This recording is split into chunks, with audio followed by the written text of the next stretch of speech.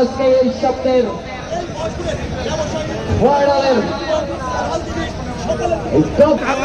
সেই সময় কিন্তু সারিবদ্ধভাবে অতিথিবৃন্দরা মাঠের মধ্যেই প্রবেশ করেন সাথে সাথে রেফারি প্যানেল সাজ্জাদ হোসেন, টুটুল হোসেন এবং ইসমাইল হোসেন।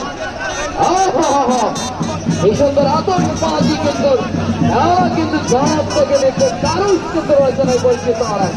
ওদিকে কিন্তু আদিক রয়েছেন যাদের নেতৃত্বে আজকে কিন্তু দারুণ একটি টুর্নামেন্টের জবাব কিন্তু দেখতে পারবো। হাততালি হয়ে যাক দর্শক, একটু হাততালি হয়ে যাক, ভয়ের জন্য একটু হাততালি হয়ে যাক। এত সুন্দর আয়োজন আসলে মহেশপুর মাঠ কাজী বাবু যেমন আরো কিন্তু রয়েছে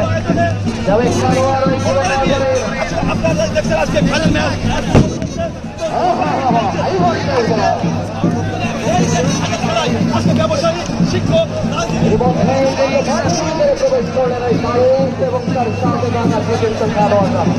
ফারুককে একটু জায়গা করে দিতে হবে। সারা জীবন